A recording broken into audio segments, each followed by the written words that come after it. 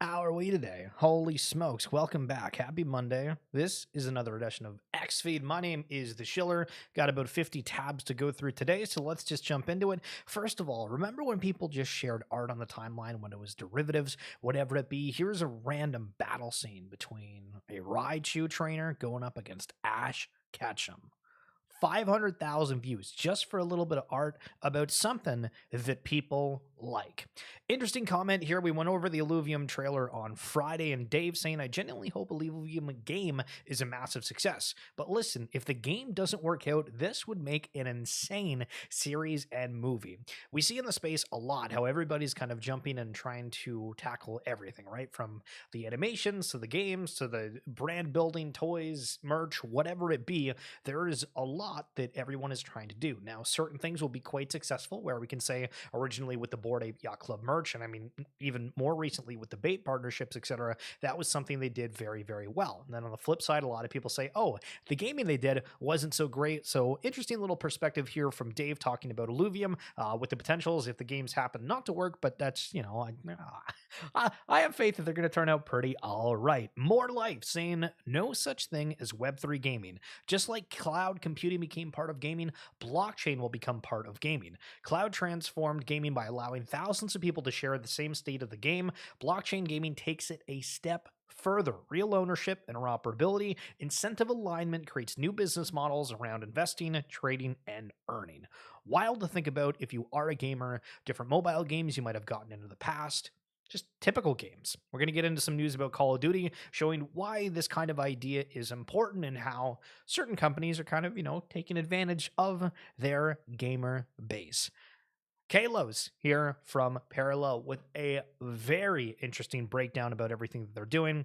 I was recently asked about how we resource across the games, products we are working on. Let me break down how Parallel is structured. The art team handles card art and cinematic and new pack opening experiences, as well as some of the unifying design language across our brands and other assets. 3D team manages the assets that appear on the cards and works to ensure we have 3D library of all the weapons. Yeah, and then we're going to go down like an entire list here, but I'm not going to go through everything. But quick hits: design team spans all projects, engineering team spans all projects, smart contracts spans all projects, ops and finance span all projects, marketing spans all projects, yada yada yada yada. So there's a lot that goes on behind the scenes, and it's always fascinating because I feel like for us, typically as like consumers or people that comment on the space and see what happens, we don't really know the ins and outs. We always want to know the breakdowns of things, but it's very interesting when it's put in that how some teams are across everything, some are completely siloed, and again, they don't necessarily have to all connect if they don't need to. You know what I mean? I know grown adults who get anxiety when they need to pick up the phone to call somebody, not even a sales call, like calling to see if a company is open for business or if they can get an appointment. Social media is killing social skills. I mean, is it killing social skills versus people are like, instead of calling or taking up somebody's time of the day, like I can just go on a website, type in what I want, and then go, pick it up in person or whatever. I think people just prefer to do things on their phone. I don't know if we can say, that people are lacking the social skills, et cetera, et cetera. I think that people just prefer to communicate in a different way. So it's a certain form of social skills that I think are getting turned a little bit. And of course, in the favor of being online all the time. Loopify. Wow, I can finally see how down bad I am on all my NFTs. It's funny because we're at a point now where there's a lot of reasons to be excited and bullish with on the space, but then you go and you try to explain to somebody and hey, here's all the things that were good. And then it just looks bad because everything is down horrifically. Obviously, there was major hype cycles and whatnot, but it's because so many people believed in the space transforming. Now, it was earlier before its time for sure, but does that mean that it's not going to be disruptive or something's not going to still garner significant attention? Yeah, back to be seen. But it is awkward if you've ever had one of the conversations trying to get somebody within the space currently. Justin, Binance surpasses 200 million active users. 200 million people across the world, at least on Binance, within the crypto space. That's massive. Watches.io here, which I do have an interview with them on the RWA segment podcast. Again, that's in the X bio or in the YouTube description below. And this is imperative because I've tried to get into collecting a little bit. As we've seen with the thumbnail of this video, if you're on YouTube, here's a Cramorant, some Pokemon cards. Collecting is horrific. In-person things are just not that exciting. There's always issues with it, and we're going to go over to some other people's tweets talking about it. But Watches here is saying that, or breaking down why crypto payments are important for the watch industry. Finality. Although the watch industry is portrayed to be glamorous, one of its downfalls is scammers and chargebacks. As a dealer, when doing transactions with strangers, it's important that payments can't be clawed back. Nominal fees, no limits, 24/7, 365. Enough said, if you hit 100x on a meme coin and want to splurge on a high-ticket Patek Philippe, you can make payment on a Saturday and have your watch delivered by Monday, resulting in a more available and fast-paced trading environment. 3. Cross-border and no intermediary. Deals can be made across the world using a determined currency with no risk of funds getting held up. Deals often occur between watch trading hubs like New York City, Dubai, Hong Kong, and Miami, typically using stablecoins, USDT preferably. It's no wonder why crypto is the preferred payment method across the industry. It has already seen wide adoption amongst most watch dealers transacting offline and will continue to grow as exchanges and wallets make it easier to use. We put a strong emphasis on ensuring our marketplace supports crypto payments and will continue to expand the number of networks and cryptocurrencies supported. One sec, I gotta shut the door. The bird's going.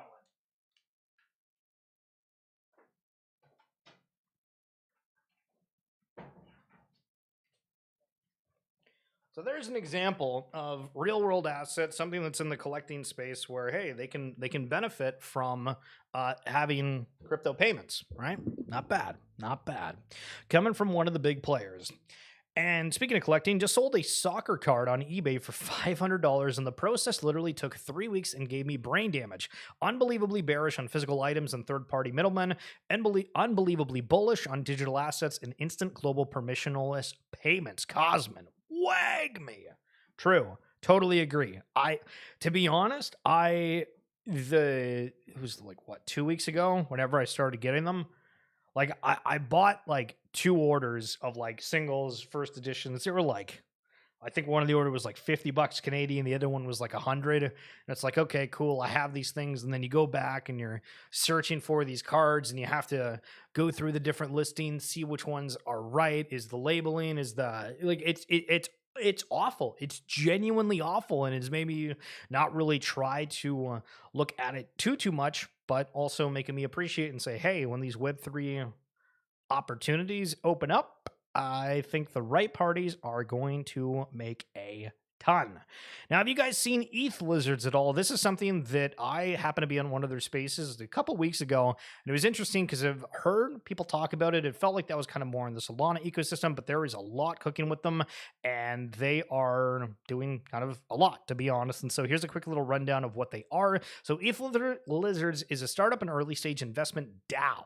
Maybe they're going to try to make people bullish on DAOs again, because again, those have been very interesting. Concentrating on Web3 gaming, they've evolved over time to reach its current state. Therefore, it's important to understand their origins and development process. ETH Lizards was created by a bunch of degens in Illuvium Discord and the Degens trade channel. Their first NFT collection was minted for free in 2021. These creatures were crafted for a group of friends and Web3 OGs from Illuvium's Discord server. Kieran Warwick was a big fan of Illuvium's Degen trading community, and Kieran is the founder of Illuvium. Owning a Genesis ETH Lizard and strong supporter of the initiative, he took on the role of project advisor in January of 22. ETH Lizard Genesis and Venture collections are the original flagship generative PFP collections from their ecosystem, designed to keep offering value to owners along with the most sought-after privileges and opportunities.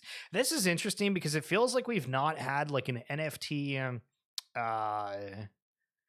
alpha group for a while. I might be wrong and they might exist out there, but I used to see on my timeline people shilling their paid groups and everything else all the time. And now it feels like ever since Mint's just basically stopped, well, where's everything now? So what are the benefits of holding an ETH Lizard? Lizard Labs believes that utility is king, having carefully crafted various utilities that give you a reason to hold the ETH Lizard. They're going to get Lizcoin airdrops, elemental lizard airdrops, portfolio rewards. By staking and participating, you can earn rewards from 40% of portfolio sub DAO investment revenue, access to exclusive top quality pre-seed, seed, and launchpad opportunities, exclusive Discord access, raffles, early game access, and events governance. And you are a lizard. And for the Genesis safe lizards, you get 2x portfolio rewards and 2x allocation. So there's an example of what something one of the DAOs are doing out there. We did, I think, talk about Noun's DAO the other day, where they do like a noun every single day for like several ETH. Very interesting that we are seeing some of these DAOs still being around, having success, and attempting to grow more. Strong hands here. Unpopular opinion: NFTs were way more fun than meme coins. Do you agree or do you disagree? Rationale here: the meme coin creation barrier to entry is so low, there's 10,000 plus launching a day with 99.999% rug chance. At least with NFTs, devs had to put some thought into it, make a nice looking PFP collection or something unique, and a nice website.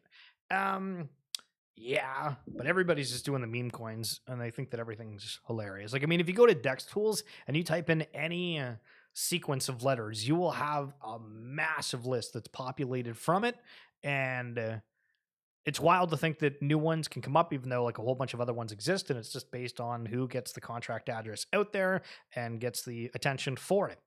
Now, speaking of issues from the meme coin space, ESPN Radio just launched this Pump.Fun and dev wallet that owned 47% of the supply, then dumped them for $8,000, then deletes the tweet. What is going on?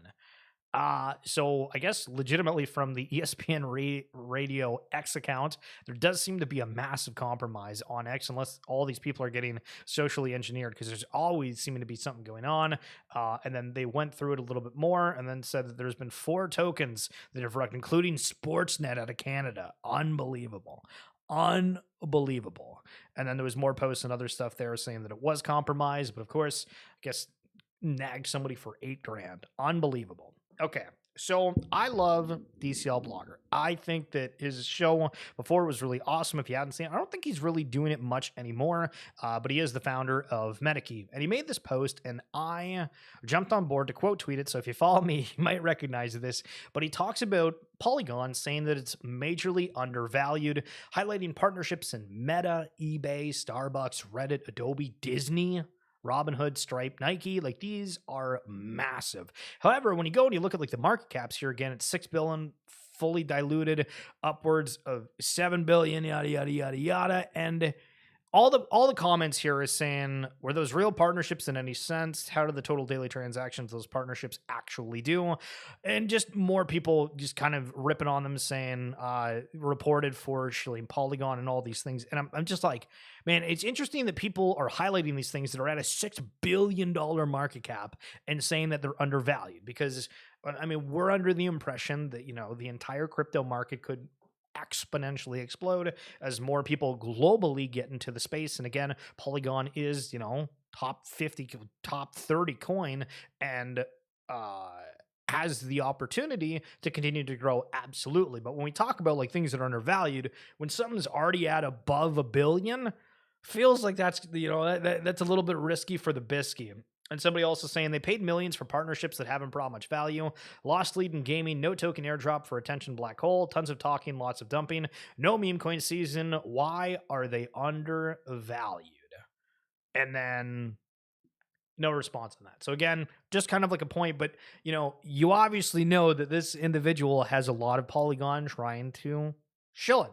And I'm the same way. Listen, as long as everybody realizes whenever somebody shills on the timeline something, that they got a bag of it. So don't worry. We jumped in there and I tried to get on the conversation. And I quote tweeted saying, okay, so for a $6 billion market cap chain of Matic with those partnerships, well, here's a 50 million market cap chain in Root, partnerships, Alibaba Cloud, Tencent, Ready Player One, Authentic Brands Group, which is like a huge slew of different brands you'd be very familiar with, but Reebok and Muhammad Ali might be some that you are. Ripple Inc. itself, again, XRP, and Warner Music, and that's just, you know, part of it here. And so I talked about that, and we got a couple other points out here, but it is interesting when people talk about undervalued. It's like, okay, guys, I feel like anything that's under 100 mil, for the most part, you can be like, okay, that's undervalued. When you hit 500 mil, okay, like we're getting a little bit risky for the biscuit when we're at a bill. Okay, like that's really interesting to think that certain things are undervalued when it's at $1 billion market cap, ladies and gentlemen.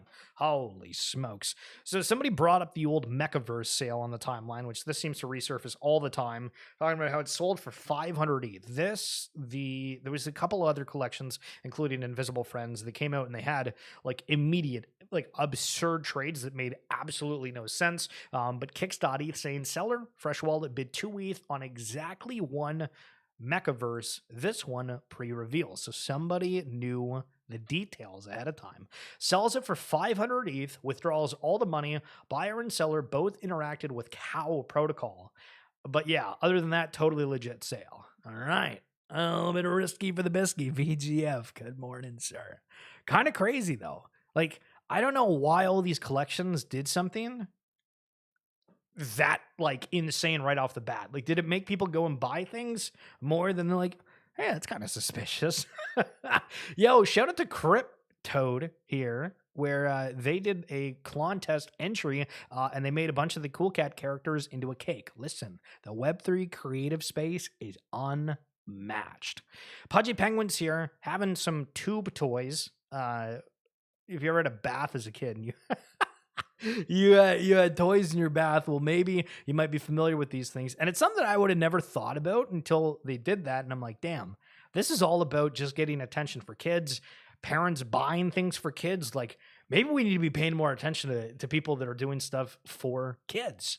Now, this is an interesting post here from Wolf Game, and I haven't caught up like too much with it, but this is from Tom's Metaverse saying, "Hi, Wolf Game. There's third-party extensions, some paid and some unpaid, to help players track where they've been in the caves. I don't trust them, but people are using them as it's a massive advantage. Could you release one so we don't have to put ourselves at risk?" And this is interesting because when we think of like the whole Web3 experience and whatnot, we have a lot of people that are building out these games, and traditionally, I mean, think of League of Legends. When you are in a lobby and you're selecting your character, you can go like online and look up your character runes, which if you don't know what that is, just don't worry about it. But there's like sites where you can learn some things, and within the Web3 realm, you know, there's some extra advantages and some things that maybe these teams haven't created. So it is very interesting to think of the opportunity the community members or people that really know how to build create these third-party tools to potentially implement them or get purchased by these games if, you know, in this case it's a very big need. You know, if you're a smarty cake out there, get cooking on some of these different things. Now, speaking of different games and whatnot, going over to Pokemon here for a second, I thought this was a very interesting tweet, and I want to relate it back here to Web3 for a sec.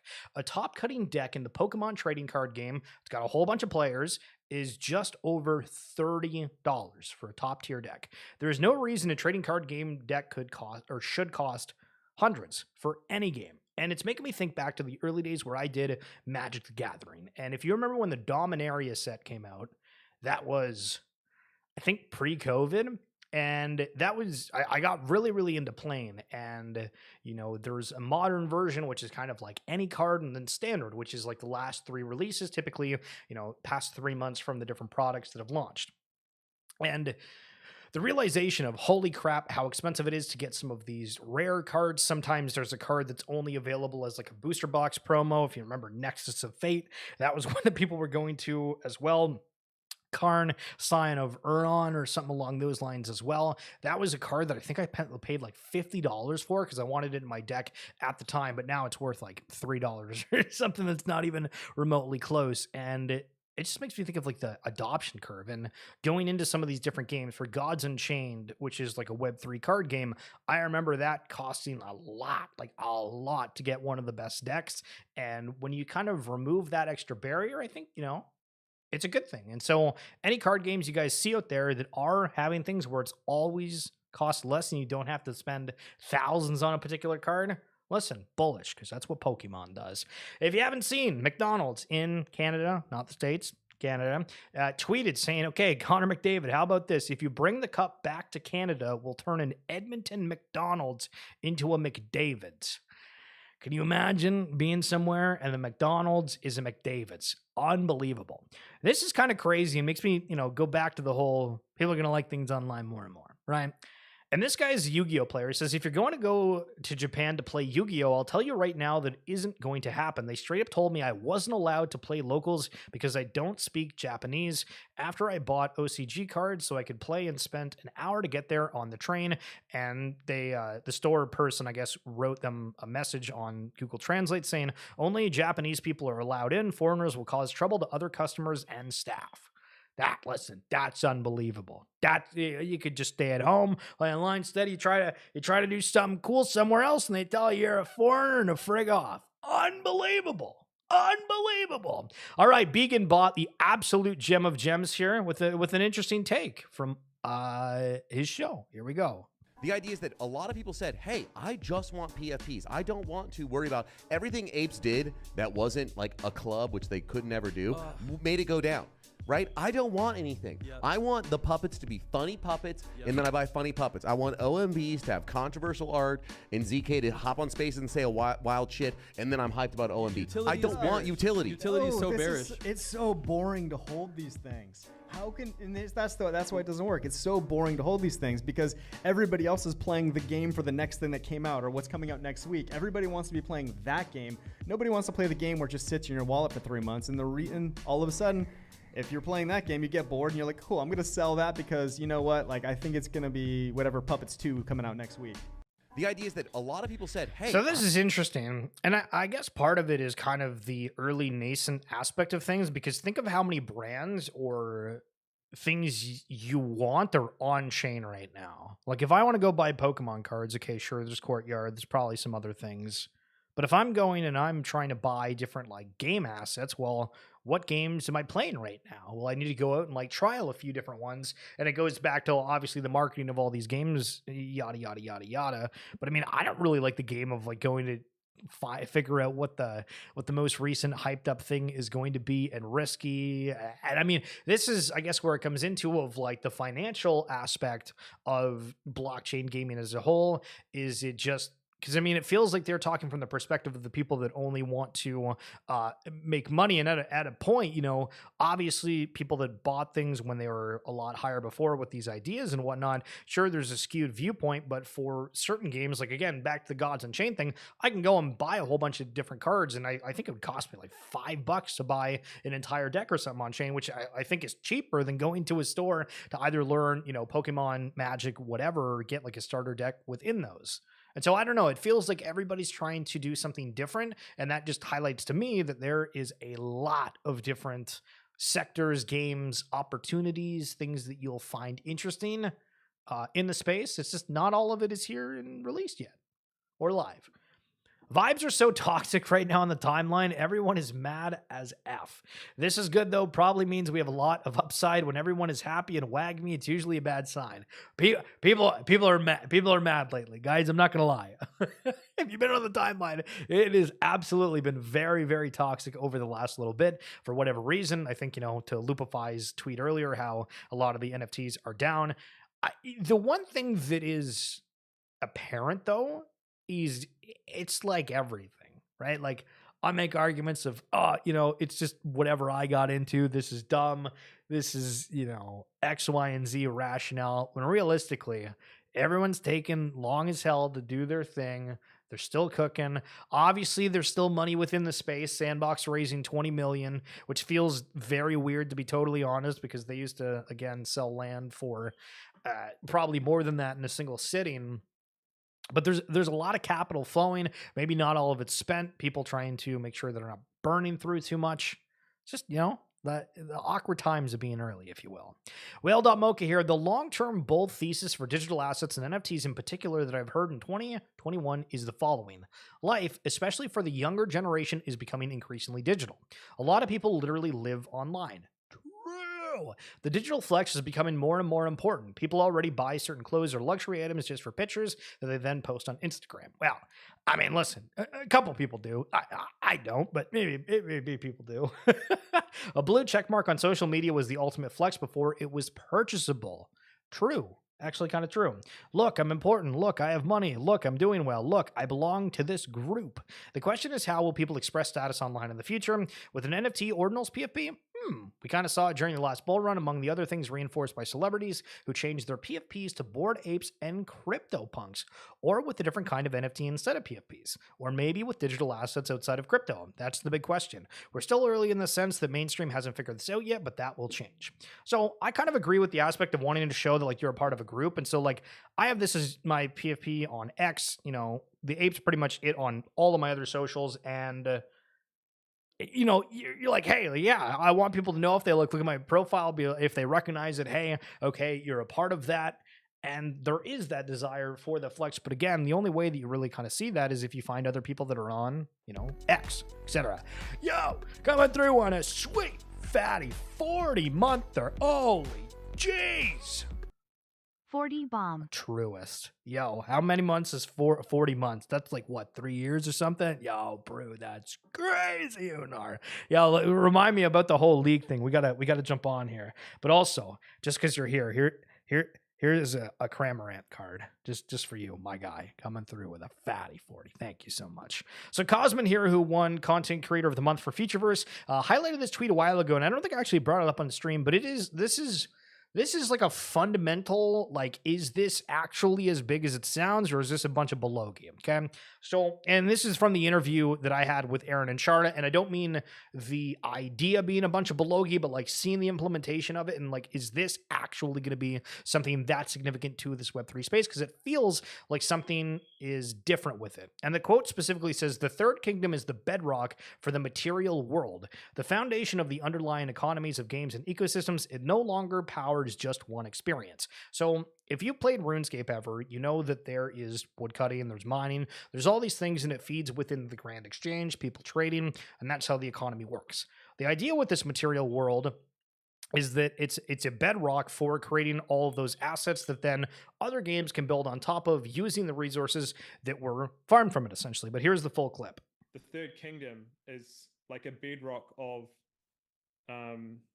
what we've talked about, this material world, and put the paper out about the material world, but the bedrock of the underlying economies of these games and ecosystems. So it's not just powering one experience anymore, which is what we kind of started out with, but really providing a foundation which other experiences, including open, can build on top of for their economies. And that's a really important cog in the wheel. So we're hoping to deliver a great gaming experience. You can already see in our weekly updates, it's looking fucking fire. So it's going to be fun to play, and we think that'll be something people want to do. I think it'll be rewarding for those who play it well. That'll be another aspect of Third Kingdom. And then, it will additionally offer the opportunity to kind of bootstrap this material world concept and lay a foundation for other games to build on top of. Not bad, not bad. Kind of interesting to hear about more on Featureverse in a little bit, but look at these collections. Think of all the things. Okay, we got the VFriends ledger behind. We have Dream Loops. I think that's just art. It's not like a vinyl record, but it looks like a vinyl record. We have the VFriends cards that are part of that. We have the Pixel Vault comic. We have, I'm trying to look across the way here. Oh, we have the Gutter Cat LaMelo shoes. We have all these things that are NFT related, a part of these different brands and whatnot, right? I also got CyberKong hoodies in the closet that are from Uniquely. If you guys remember when Uniquely was supposed to be kind of like the face of NFT merch, and then I have no idea what happened with that, or chipped NFT merch, I should say. Anywho, just seeing these things, it kind of reminds me like, hey, we're super early on things. You try to sell like a Bored Ape hoodie, it doesn't go for what the prices that it used to go per se. But if these things are coming out, these are successful, look at all these packaged sealed products that people want down the line, and that's kind of the things that is a little bit funky with it. And also, this person's got Beyblades. Do you guys remember the show Beyblades? They've kept their ones from a kid, and of course, a whole bunch of other video games they probably never touched in the past couple of years, and other things below that. And again, is collecting going to be something that people continue to go through? Beyblades in a case, respect. True. Now, going back to June of 2017, CryptoPunks, new project alert. 10,000 unique characters you can own on the Ethereum blockchain. Thanks. Glad you like it. Did you get a punk? That's their first thing. That's crazy. They have a couple other reactions with it, but the idea of being early is arguably encapsulated in this tweet. Because if you were then, I mean, these were probably like $50, not even, way back in the day, and these are now going for $100,000 in what, 2017 to now? Quite a few years, but still, the aspect of finding things that are going to be culturally relevant, very impactful. Obviously, there's some conversations about the narratives originally from CryptoPunks and the fact that there's not a whole lot going on at the time. So everybody that was in the space could look at what they're doing. But I mean, it's just, it gives you a little bit of that excitement of what could be. You never know. Because when that tweet went out in 2017, I doubt anybody really had an idea. Okay, so your NFTs are down terrible. Why is that? Well, everybody's selling. Who's selling? People that got a whole bunch of them. Woo and Steel here. Absolute gem. Love chatting with the guy. Great Twitch stream. Huge accent. Love it. But he says, almost sold all of my NFT projects and now focusing on more passive investments like S&P 500 and Bitcoin. Still holding on to Yuga Labs, Meme Land, Doodles, Art Blocks, World of Women, Chimpers NFTs. So apparently he had a lot of other NFTs if you almost sold all of them and kept like 7 different collections. Currently my main focus is on the Euro 2024, my dog's health, and building active communities around gaming. Very interesting, but to the point. Does feel that like there's just a lot of people that are changing what they're wanting to. They don't believe within NFTs as a whole, and that's fine. But it is something just to note that a lot of people are saying, I'm just done. Get me out of here. All right, we got somebody who's calling for alt season. Since 2017, altcoins had a market share like this in the beginning of 2021. It was 14.45%. Google search is decreasing since March 2024. Stable Bitcoin equals confidence, but Bitcoin can't go 50x, at least now, but alt can. If BTC is stable, I'd expect a bull run within a few months. A few months, eh? Well, we could do with that right now. You know what I mean? Thank you very much, brother. But either way, very interesting and kind of agreeing. It is interesting with all like the notions because I'm seeing people make posts about like the Daniel Got Hits guy the other day. He was posting about how if you have like a high IQ, your main exposure is Bitcoin. You're in all the major ecosystems. If you're like low IQ, you're only in one token and like all these other stuff. And I'm like, man, I mean, I don't know. I feel like for some of these like majors and whatnot, the idea is that like it's a preservation of capital where if you're not at the point, you come into the space with like $200 is your best bet to buy Bitcoin in theory. I mean, arguably that's the safest, but is that going to perform better than some of the other plays out there? I don't think so. All right. This is why we're here. Modern Warzone with the tweet, breaking: your purchase cosmetics and bundles from Modern Warfare 2 and Modern Warfare 3 will not carry over to Call of Duty Black Ops 6. So all the stuff you bought doesn't. Son of a bitch. However, those items will still transfer and remain on Warzone. They only will not carry forward to the next premium titles, aka paid multiplayer. So I mean, you get to keep your avatars you paid for, kind of, but not really. How do people feel about that? You basically rented a skin for 6 months. I mean, that's legitimately what it is. Unless you're continuing to play that game. But usually when a new version of that game comes out, the old one slowly loses its database, yada, yada, yada, yada. So apparently for the Root movement the other day, it got ranked on Gartner Inc.'s leaderboard. I have no idea what the hell this is, but we deliver actionable, objective insight that drives smarter decisions and stronger performance, community guidelines. Got 500,000 followers. People were thinking that this was like a paid group because they couldn't find anything about that. But that would make sense because Root was randomly up like 20% after not much going on. Camel here with a tweet that I disagree with here because I'm confused what the hell he's talking about, but maybe I just don't see it because I'm not him. It's crazy how many people are actively cheering for Sugartown to lose. Like I've seen some crazy takes from respected voices. If that's you, here's what you need to know. We're not going anywhere and we're not building the future of Web3, whether you're cheering for us or not. I mean, I don't know anybody who's talking crap on Sugartown. I think everybody's got like a bag biased of like, I think, whatever collection I have is going to do potentially better than other ones. But I haven't seen anybody being like, yeah, I hope Sugartown loses. Unless this is like some like normie crowd that's, that's hating. But look at the stained glass Glaceon. Listen. These cards, they look good. Okay. Okay, another thing regarding like bias, we were talking about DCL Blogger a little bit earlier and talking about undervalued things. And so Metablox put a post here about Root. And again, like I'm biased, obviously be fully aware of that as we're here. But this guy is like talking about like a big false alarm and saying that, oh, like this is a bad token, yada, yada, yada, yada. But then Metablox went back through and he found that the guy was shilling the carrot token from My Pet Hooligan. And it's like at, well, way higher of a market cap than Root. And it's like, hold on a second. How can you be super bullish on something that already has an astronomically high market cap versus something that's not, and then try to warn people? It's awful. The bag bias here in this space is unbelievable. Here's the random eye. That's kind of cool. We like the art. Yeah, listen, the art is coming back. Yu-Gi-Oh! And then this one as well. Not the blue eyes white dragon per se, but a just kind of a, you know, cool little piece. Love seeing the art on the timeline. Fibaka here is saying people talk about shit they have no clue about. True. We do this show. I have absolutely no idea what I'm talking about for the most part. It's just experience I've been in. And that's why you always got to take everything you see online with a grain of salt. Should these people be talking about things they're talking about? Maybe, maybe not. You know what I mean? But totally true. A lot of takes on the timeline are just kind of random babbles about different things. There's a lot of quest rewards still to come. And I didn't realize this until like I looked at this chart. But for anybody that isn't a Futureverse, on the first quest, they dropped 119 million root. In December, they dropped 96, and then it's been like 0, 0, 0, 0. 21 million, 18 million. Apparently, we're supposed to be getting the token out throughout the next 2-ish years. Either way, super front-loaded to an extent, but been very, very slow. We might see a massive one in the next couple of weeks or even this week. And so I don't have anything listed on Mark. I'm not sure. We'll kind of see how the secondary market reacts to things once people have a whole bunch of root. But yeah, getting kind of exciting. Tomorrow, Legends of the Mara 3.5 goes live. The next rebirth and heavy metal join the fight, and we ride together to the top. Now, I've been super critical about heavy metal and Legends of the Mara. I was really into heavy metal. It was exciting originally. The social component was cool.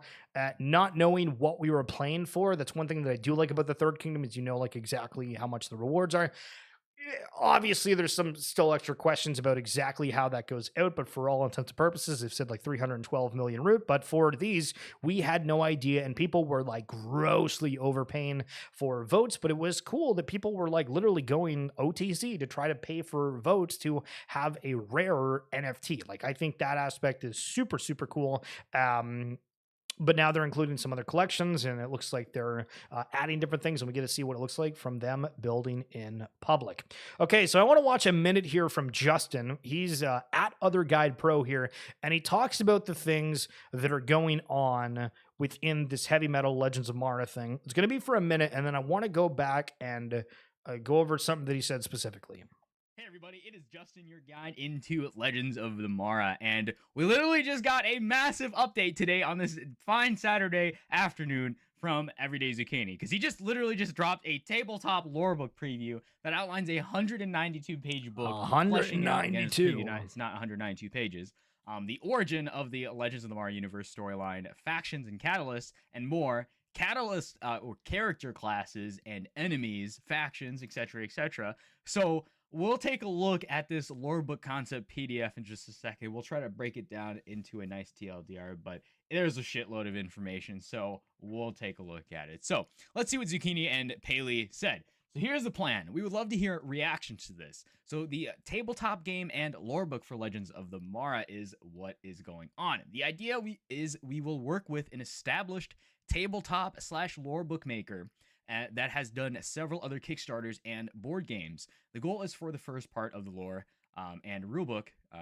Okay, so basically the goal is to have, you know, like the lore and storyline being built out with a rulebook and character sheets. This will have... Okay, so the thing that like really stuck out to me about him talking about this is like they're designing the lore, they're doing all these other components, and you kind of think of like, okay, how come they ended up going down this? And it's like, okay, like Yuga made this, they had a whole bunch of money, and like they're talking about the Kickstarter campaigns, and I'm like, damn, like it's wild to me that it feels that all of these brands, companies, et cetera, are all just like trying to run with like an idea that people think are cool. And it's all, you know, just these fictional universes to try to make people create and care about a story. And I mean, to be honest, obviously the only reason I cared about like Legends of the Mara is because I, happen to have an ape. I got the NFTs within that. And then, once it got deassociated with Yuga, I'm like, okay, like why do I necessarily care about that? Okay, if they come out with like a cool video, like what's going to make me come back and care about that other than the fact of like I own that NFT? And I could use this kind of thing with anything, right? For like Illuvium, okay, the trailer looks really cool. What is going to make me go out and do that? Is it going to be the game? Is it going to be their different stylistic aspects of things? They're trying to create this world where, I mean, I could go watch Pokemon. I could go play these different Pokemon games and see how there's like all these new things. And it's how are these all going to get out to the different market to appease a whole mass audience when there's this amount of people doing that within Web3 on top of everybody that's not in Web3 doing that? The chance of success, listen, people are going to be pushing boundaries with these things. Futureverse also highlighting that they have a sign-in with Roblox for Gen AI, the music generator platform. Very interesting. They've been hinting at doing something with Roblox for quite some time. Seeing that, I was like, oh my goodness.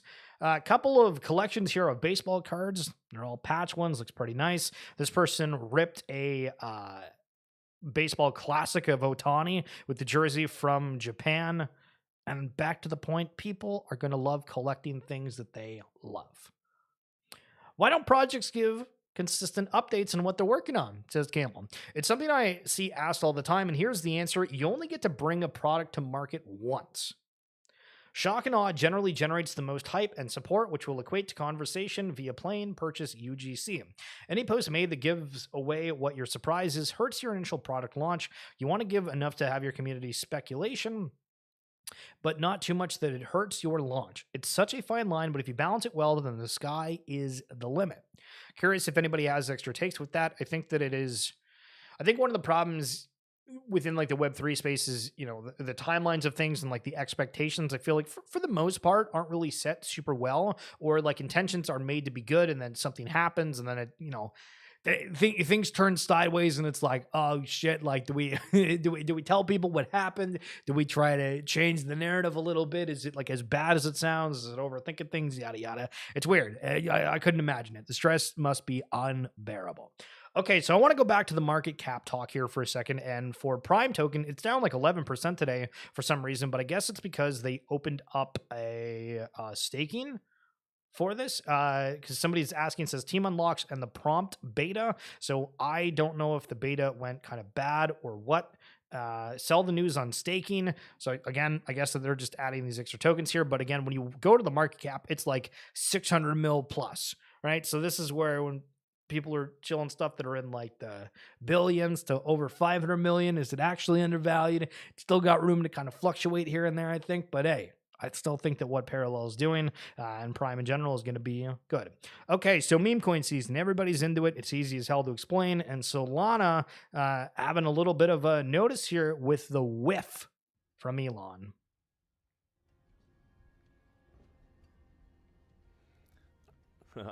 I have heard of dog Wi-Fi hat, dog with hat. So he's streaming Diablo and he says, haha, I've heard of dog whiff hat. So if we go to whiff hat here, is this something where that has caused some price action? Apparently a little bit of a pumper there from Elon from that coming out earlier today. Now, what the hell does dog whiff hat continue to do here? We are at a almost 3 billion market cap. How high can we go? If we go here and we scroll on down, Dogecoin is that 21 billion?